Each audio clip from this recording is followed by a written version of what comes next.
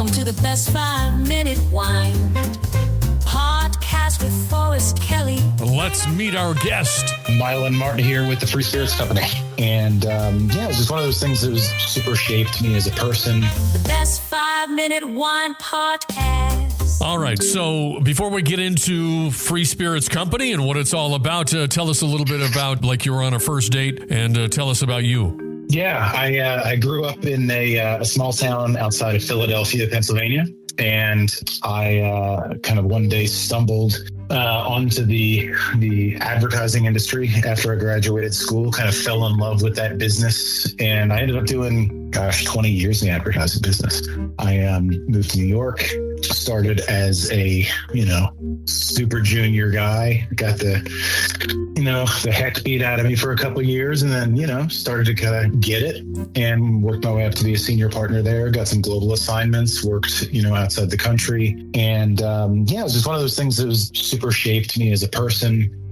Personally and as a business person, really opens your eyes to, kind of that weird duality of, both how people around the world are wildly different from each other and wildly the same, to each other. And, it's a creative business. It's one that ultimately teaches you how to use this kind of elusive thing called creativity, to create value, to solve problems. And, kind of at the end of that advertising career, I was running an agency here in the West Coast, and I just realized it was kind of halftime in my career, and I'm like, you want the second half to look like the first, or do you want to do something totally different? And I just decided I want to do something totally different. And, my little insight was, advertising is a work hard, drink harder business. And there was more than a handful of times where I was overserved, to put it politely, over the course of my life and career and all that. We'll get into that, but right now we're talking about your background.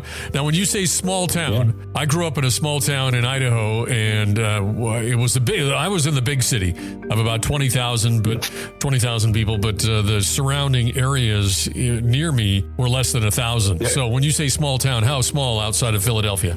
Probably, as I look back, probably 12,000 or so. Okay. I think it had a small town feel to it because it was just that area is so provincial. Like, you live in certain parts of the world where there's people from all over the world, and you meet people from different countries, and there's expat community and all that kind of stuff. Whereas I don't think I'd met anybody who lived outside the country until I was, in college or maybe even after, Yeah, now that I think about it, I never really thought about that, but yeah, it was the same here. Yeah, everybody I grew up with never left the town or the zip code or the area. Exactly. Yeah, so once you got out of there and you went to New York, was there a moment when you thought, okay, like you were saying, okay, there's a split here. I think I could do this. I could do this better. Yeah, I mean, I don't.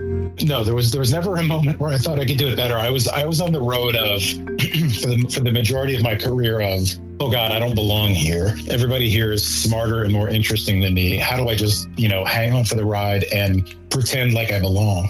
And so, for 12 years in New York, especially the early days, it was just kind of work hard, try to learn things, be humble. And, and I was exposed to a world that I didn't know existed before, in terms of just, friend groups and professional groups of people that had lived lives that, were just super interesting. And I just embraced it, man. I embraced it for what it is. And I think for me, I'm somebody that's always kind of said, you live life once, like do it big, do it, make it as extraordinary of a life as you can. And, again, not to jump to the end, but it's like, gosh, for me, living it, for everything it was worth meant, just really, really embracing the drinking culture and spending a lot of time out at bars and restaurants. And that was, ultimately, that was a red thread throughout life and the business at the time. So now when people go to, the website is drinkfreespirits.com. What exactly in a real, just a couple, 3 sentences, what does that mean? Drinkfreespirits.com. Well, so it's the name of the brand is Free Spirits, and in all honesty, freespirits.com was not available. We sell drinks, so that's how we ended up with the URL of drinkfreespirits.com. But yeah, we make non-alcoholic spirits, tequila, bourbon, gin, amaros, and we also make non-alcoholic pre-made cocktails in a can. Honestly, because it's a really good question. We've kind of run this thing like a software company because The best 5-minute wine podcast. According to the national media, for the television commercials, you have to have fun. Everybody has not got a care in the world. And if you take alcohol out of that equation, in your mind, what happens?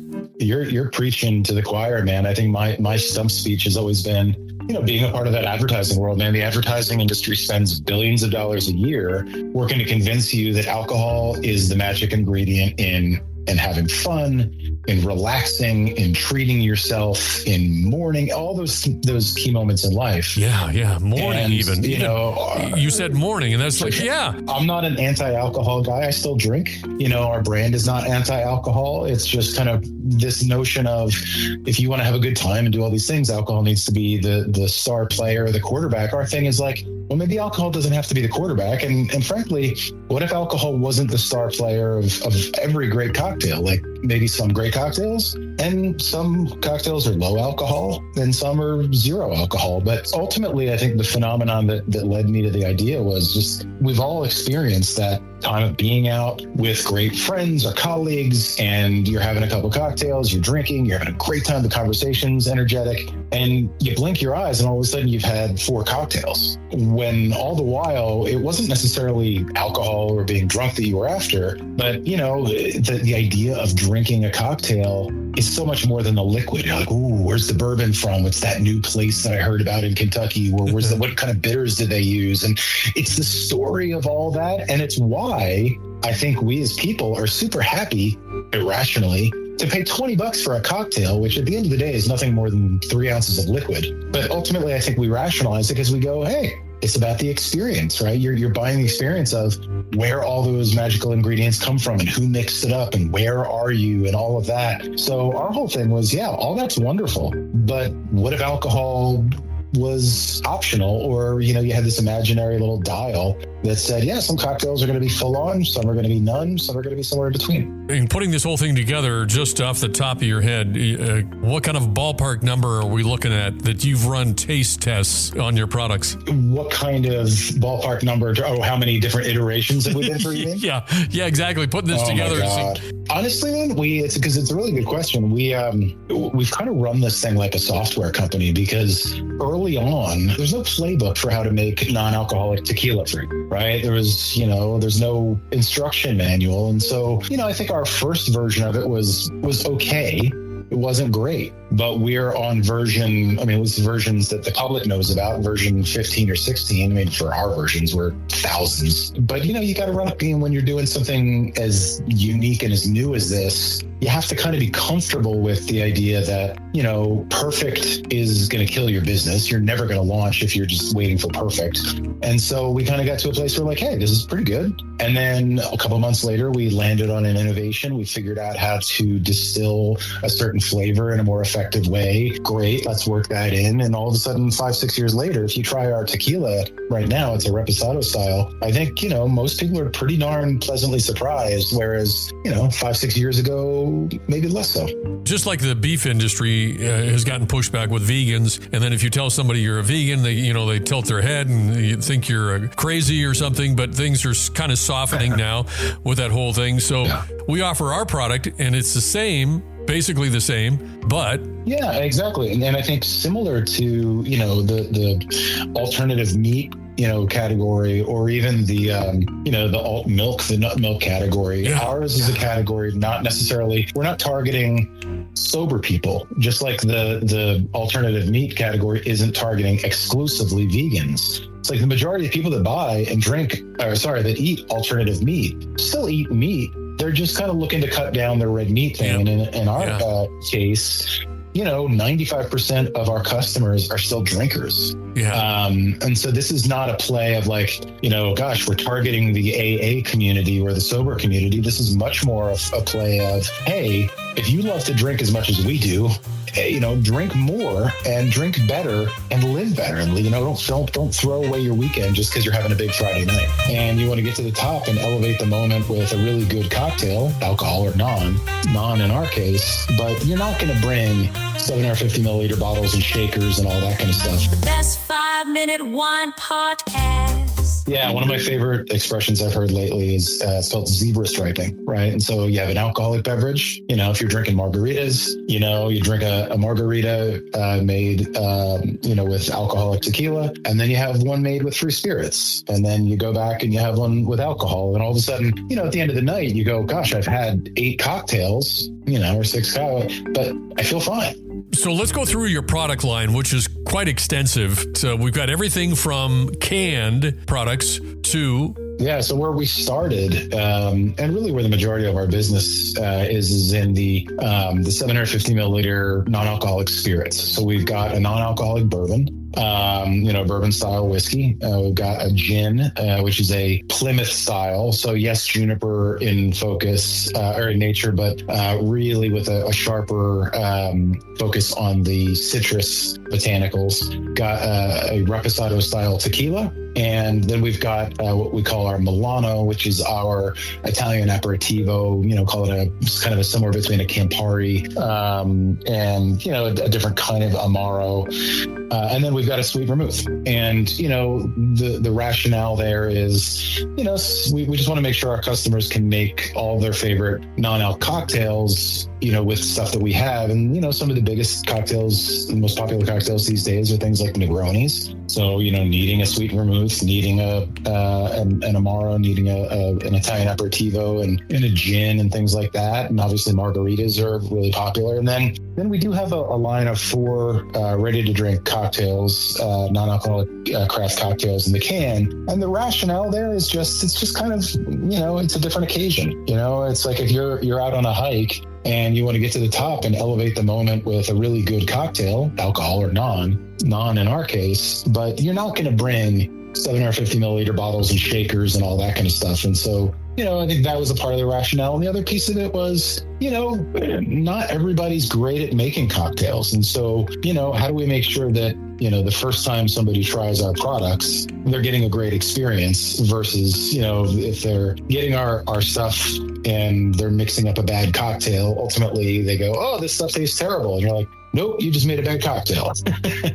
So, how do we ultimately kind of, it's going to de-risk it a little bit by so we make a Negroni, a margarita, a espresso old fashioned, and a Kentucky Mule. You started this when you first got the idea and you put it in your brain and you started talking to people? When was that? Yeah, so probably halfway through 2019, and we got to a place where the advertising business teaches you how to kind of see patterns in the world, and I kind of saw that pattern in myself of, well, gosh, I like to drink cocktails, but what if alcohol was optional? And so I landed on a name pretty quickly. And a lot of times people say, well, gosh, it must be scary taking the leap from a big, comfortable corporate job into this thing. And ultimately for me, it wasn't really that much of a leap. I kind of tricked myself into it. It's these little small steps of, all right, I've got the idea. Let's come up with the name. All right, I came up with the name. Let's, come up with an early prototype of the liquid, and let's figure out a bottle. And it's kind of one of those things where ultimately it's like you're at the beach and you kind of tiptoe your way into the water. You keep going, and all of a sudden you look back, you're like, whoa, the shore is really far away. Yeah.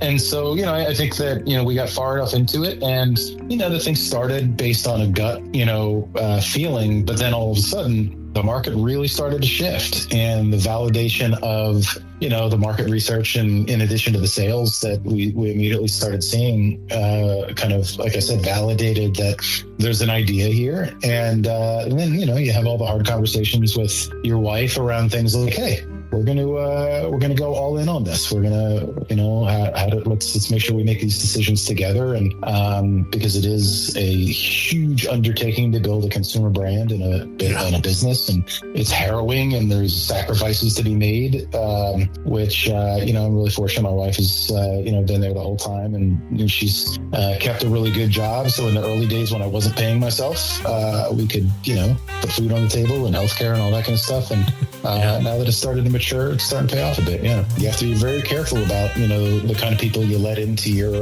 your chicken coop. The best 5-minute wine podcast. So if you were on Shark Tank, who would you like to make a deal with? I wouldn't do a deal with any of those guys.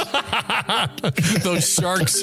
No, I can't. I kid around a little bit. No, it's interesting. I think ultimately that's one of the things you got to learn in this business is I never knew that starting a business in the beverage space, you needed to become kind of an expert in investment banking. And, we've made tons of mistakes of, taking money from the wrong people. There's nothing better than a good investor, and there's nothing worse than a bad investor. And, your question about Shark Tank, I'm sure most of those folks are terrific, but you have to be very careful about, the kind of people you let into your chicken coop. Right, exactly, because not everybody's got the same vision that you do, and they want to compromise on things, and it's like, no, I don't want to compromise there. So I'm going to hit you with some questions here. Okay, so looking here at a tweet. Looking at a tweet here, it said, "Is it all natural?" It is all natural. There's no artificial anything in there. It's all natural flavors. Our flavors come from, the agrarian sources of, American corn and Mexican agave or, European juniper. So it all comes from the earth.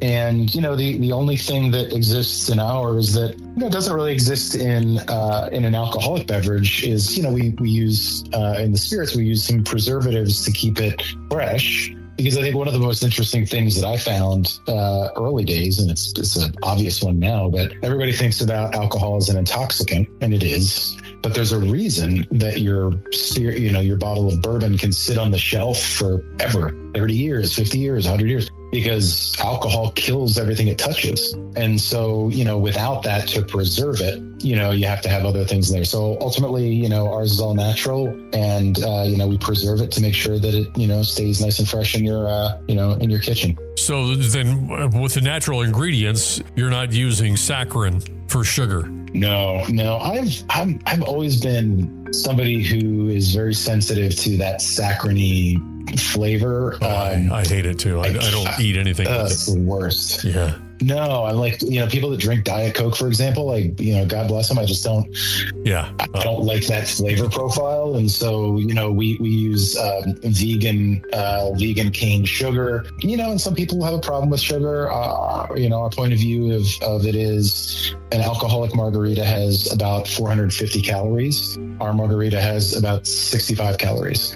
Whoa. So, there's sugar in it. But, ultimately, we compare yourself to an alcoholic beverage. People don't realize how many calories, for example, are in an alcoholic beverage, because the TTB, which governs the alcohol world, doesn't require them to list nutritional facts, whereas we are governed by the FDA, and we do have to, disclose that. I'm glad, and happily we do, because it's a good story to tell. Wow. So a couple of margaritas and you're almost touching 1,000 calories, or a couple of yours and you're under 200. Yeah. Wow. That's a big difference. Of course, it's gluten-free, right? Yep. Gluten-free and vegan, and Okay. Now, the non-alcoholic, on some things, they allow a certain percentage in there. So non doesn't necessarily denote zero, right? Yeah. So the way that the U.S. government defines non-alcoholic is anything that is less than 0.5% alcohol. And so, there's some shades of gray of non-alcoholic versus 0.0. Our product is non-alcoholic, so there are trace amounts of alcohol in there. And, oftentimes when people go, "Oh no, I don't drink alcohol," it's pretty interesting to share that, the average banana has more alcohol in it than, an entire bottle of our stuff. Yeah. Right. So, orange juice and things like that, alcohol naturally occurs, but we're not fermenting, adding alcohol. It's just, it's in there as a natural carrier. So I'm noticing on the labels that there's vitamins. Is that right? Tell me about that, huh? We've always just, had a point of view that, a cocktail, is this multi-sensorial experience, right? I think, yes, you've got the nose and the flavor and the mouthfeel, and you've got the bite and the burn of alcohol. And we replicate that with bespoke concoction of spices. So when you take a sip of our tequila or, make a cocktail with it, you get that kind of proxy of the burn. But your question around, the functional benefit of free spirits is, like a cocktail has a functional benefit.